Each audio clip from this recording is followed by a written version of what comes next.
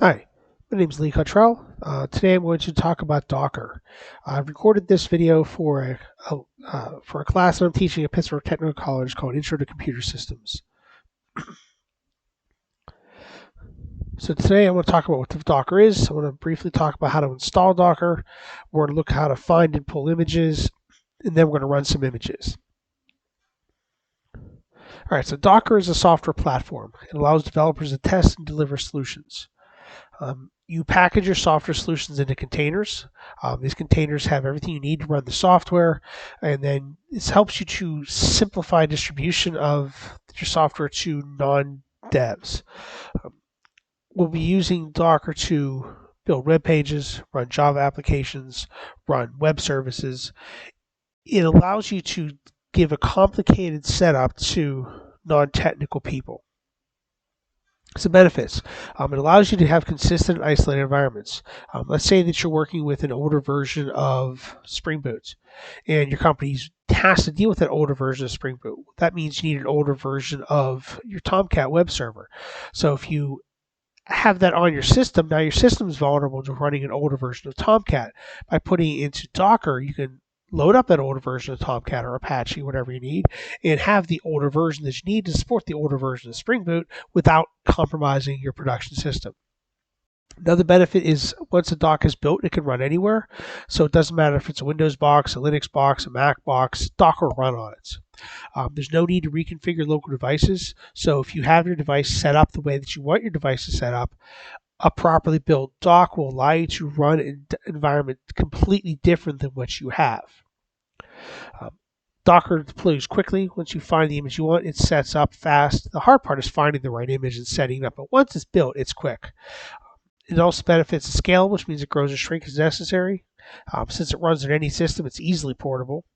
And they're very flexible. If you need something, you can probably build the dock to support it. Some drawbacks. It doesn't work real well for GUI apps. You can do it. It's just not the best. Containers are a little bit slower than the computer they run on, so you do have a performance hit. It's a small performance hit, but if you're putting something production that's running on a container, it might not be as fast as it would be if you're running on an actual server. These containers are not persistent. They cannot store your data. So if you're running a server that's gathering user intel, this server has to write out somewhere else.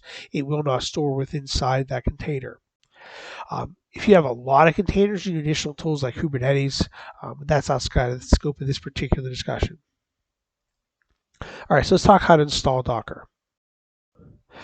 Docker runs anything. It does work best on Linux. If you're installing on Windows, you have to deal with Linux. All right, so visit this website, docs.docker.com, get Docker. So I'm going to jump over to there. All right, so this is the website I'm pointing you to. You get the download. Before you get it to run, you have to have Windows service subservices for Linux. This basically installs a distro of Linux onto your Windows box. Now, if you don't know how to do it, that's okay. WSL is pretty new. It's got some prerequisites here, but if you have a relatively modern machine running 10 or 11, it'll support it. Follow the link, takes you to here. Read the page. You'll have to fire up administrator mode of PowerShell. In Windows 11, that's terminal admin. In Windows 10, that's PowerShell admin. Run it, and then run that command. WSL -- install. Read the screen. It'll ask you to do it like this: WSL -- -L - -D distro. Pick a distro. I like Ubuntu. They all work fine. Whatever your instructor asks you to do. If you're my student, I'm going to suggest Ubuntu, but you can do what you want. This will take some time. I already have mine installed, so I'm not going to go through the process. When this is done, it'll reboot a couple times. You'll have to turn on a couple of permissions probably. When it's done, come back to install Docker and get your Docker. Now, if it's not Windows, go back and get the one that you want. Here's Mac. There's a variety of choices. Download the install. Wait. It might require a reboot or two, and eventually you'll have a screen like this that appears. Notice that I'm logged in. You'll have to log in, and that's a good thing. All right, so I've talked about installing it. Windows subsystem for Linux, as I said, WSL. Docker needs Linux. Mac is built on Linux, so you won't have to worry about it, but Windows, you use WSL. You will need to install it before you work. Dockers will run daemons. Daemons is the Linux and Mac version of servers. It's the same thing. After install, Docker runs at startup. If this daemon is not running, Docker will not work. Now, you have to go out of your way to turn off the daemon. So once you install it, this is going to be one of those permanent things that starts up at all the time. If that's really annoying, you can go and turn it off. But like I said, you do have to go out of your way to turn the daemon off in Windows. All right, some terms you're going to come across in Docker. An image. This is the base of your container. This image will hold the software and all the necessary tools to run the software. I'm going to work through some images in this lecture. The base image is the parent image for your custom images. It's usually a single purpose image. Example is the image I'll do today is I have a web page that works. So my image will be the code for the web page. The base image is a Docker container that has Apache web service run. The Apache web client running. There are hundreds of base images. Some are supported by Docker, some aren't. Usually they work. If they're supported by Docker, they'll have a little symbol next to it. You know they're safe. If they're supported by somebody else, they're probably safe, but you never know. It's often an operating system, sometimes a server, sometimes a service. You can find things like C++ running inside of a document, Java running inside of an image. All this stuff is findable. You just have to learn how to search for it. And I'll show you that in a different video. Docker Hub is a central repository for images. It's searchable. It allows you to host your own images. Docker has free trials and paid trials. I'm using the free trial because I don't do a lot with Docker. I use it for class and for maintaining scenarios. But if you work for industry, your boss will probably pay for your Doc subscription. You can also build your own Docker Hub on Azure and other locations like that, depending on where you need those, if those are sensitive or not. Docker does have a command line interface and a GUI interface. Most of the online instructions you're going to find with Docker use the command line interface. I like to have two terminal windows open in case I don't properly close one of my Docker commands. The command tends to be Docker, followed by the command you wish to run, followed by the options. You'll see some of these between this video and my next video. Okay, some common Docker commands. Docker search, find images in the hub. Docker run, Docker push, Docker images, and Docker stop. For the most part, the commands tell you what they do. It's pretty intuitive. Let me show you one of those. I'm going to jump over to, I must have closed it.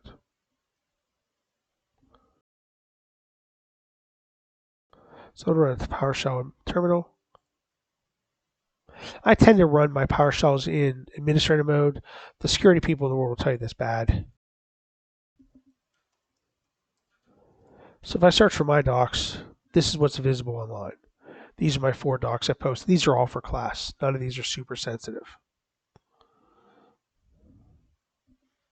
I will show you in a little bit how to make the run work.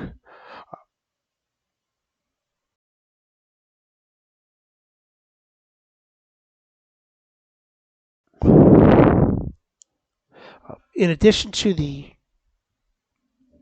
command line, there's a GUI tool to run Docker. These handles all the most common features. If you can do it in the command line, it exists in the GUI. So like if I search up here,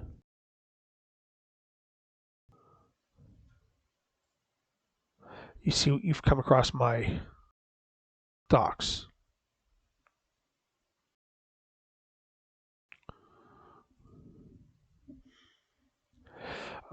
Images I've run locally are here. You see I've got a lot of my student images here that they submit their work by putting in a Docker.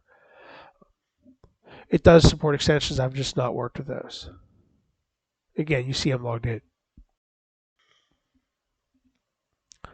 Okay, so you've got the theory of Docker. Let's walk through a quick practice session. If you wish to play along, you're going to have Docker installed. So at this point, if you haven't installed Docker, stop, come back. Okay, so my assumption, as I said, is you have Docker installed and working. We're going to create a folder to use Docker. My folder is Docker Play, where it's dropped to a command line and CD to that folder. So here's my command line. Whenever you start PowerShell or command line, you're somewhere. I don't really care where you put your Docker Play folder as long as you find it. You don't need one of these. It just helps you organize stuff. To make my life simple, I put mine at the root of my C drive, and I call it Docker Play, and I don't know why I capitalized the L, but I did. If you don't have a folder, you want to make one here, mkdir, something like that. You can also build these folders here in your File Explorer, anywhere you're happy. But once you know where it is, I would suggest making them easy to find. That way you can CD to them. So here's the Docker lecture just built. Either one works. If you want to build a folder up here, you say new folder. You build someday. Once you have it, you need to CD to it. If you did it like I did and been in the root of your C drive, no matter where you start, the command will be CD / and then the name of the folder you created. If you put it in another location, say you put it on your source drive or your OneDrive accounts, so you have to go find that. So say it's on your OneDrive accounts.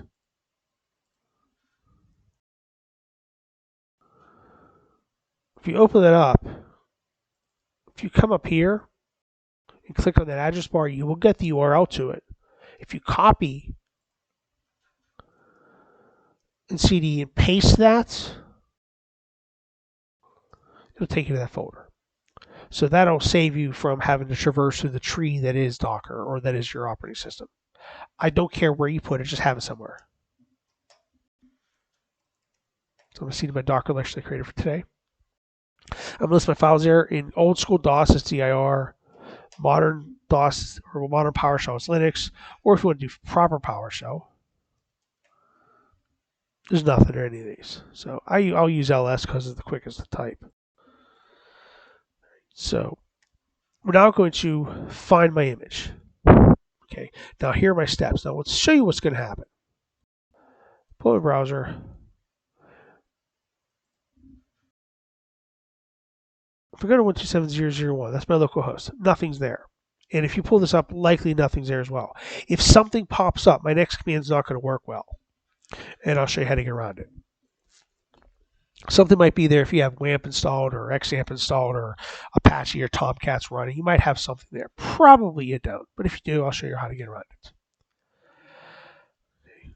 So I'm going to use Docker search lead control. I'm going to run my website. What this is a Star Wars themes website. I apologize to Disney for using their images. I'm not making any money in this, so just don't sue me. So I'm going to drop back to my prompt. I'm going to clear my screen because I got too much stuff there. Docker search lead control. Okay, so we see what I have up there. Feel free to look at any one of these docs. They're not secure. They're not anything super important.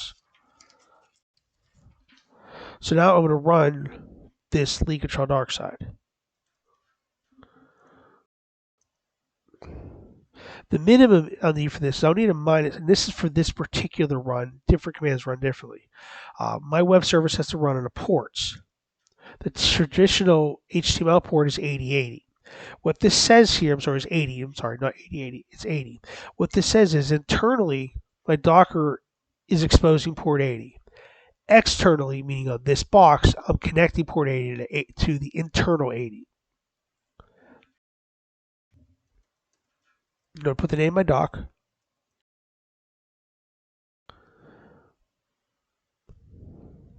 I'm going to run it. Now, this isn't the best command. I'm going to show you why in a minute. I'm also going to give you a better command here in a moment. So I run this thing. A whole bunch of stuff pops up. It's working. How do I know it's working? It just stopped and it didn't yell at me. If it doesn't work, it'll let you know. You have a big red arrow on the screen. In PowerShell, we call it blood. So now I'm going to come back to I'm going to reload here. And boom, here's my web page. So I built this image and I put this code inside of it. So if you look at the URL up here, it's running off an honest to God web server. Now, there are other ways I could do this other than Docker, but this allows me to package all this up into one handy-dandy, simple little URL, send it out to somebody, and they can test it. So if this is a client, I could have Docker on the machine, and they can install it. Or if this was for a test demo, I could have Docker in my boss's box, build a Docker image, and send it to the boss and let them run it, as opposed to giving them my actual code. Notice it can't get to my HTML here. That's embedded inside my doc. Now, I said that command was bad because you see here I got a whole bunch of responses from this, and this is essentially the HTTP GET commands as it walks through it. If you read all this, you'll see us pulling down CSS and HTML pages, etc. Here's all my pictures. So now, I can't easily kill this. That's where your Docker desktop can come into play.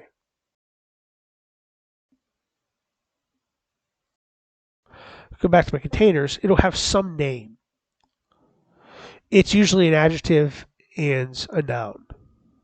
Don't worry about it. It's just random so that you don't get repetitions. You see it's running. The ports are 8080. I started about a minute ago. I can stop it here. So now it's stopped. Now, it's annoying to have to come back to here. If I refresh here, this will probably stay here because of my history. Okay, no, it went away. Good. So now that the Docker image is dead, I don't have anything here. A better way to run that Docker image is to add a couple switches. So here's this. Let me clear the screen again. So here's that same command I ran before. I'm going to add a couple switches. And I'll define these switches here in a moment. I'm going to do minus D. Minus D attaches to the command line. I'm going to do minus RM. Minus D will allow me to drop to a command prompt right after this so I can type a Docker stop. And then minus RM, as soon as this thing gets stopped, it deletes itself. So run it. Come back to here, refresh. There's my image again. I'm going to stop it over here.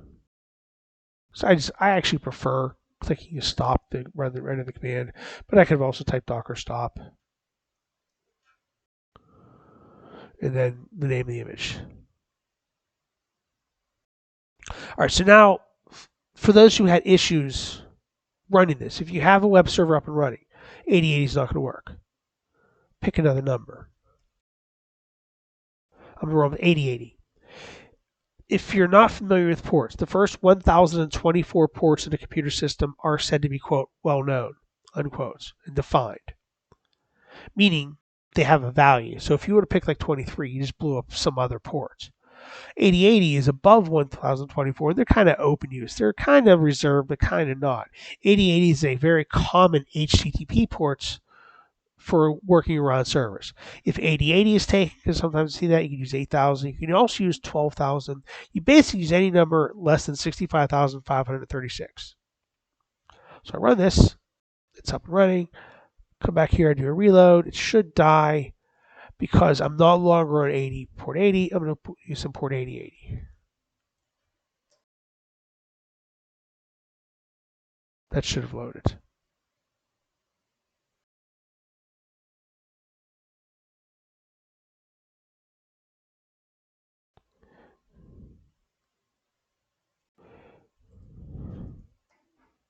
Okay, it's just redirected back to 80. Okay, so it must have redirected back.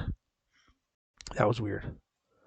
Okay, so that's it for basic Docker. Here's how I stop the service. Here's that command I just entered. I can also name the command as I show you there. That way I don't have to worry about the dorky name. Makes it easier to stop later when I'm done. All right. Thanks for watching. Good luck.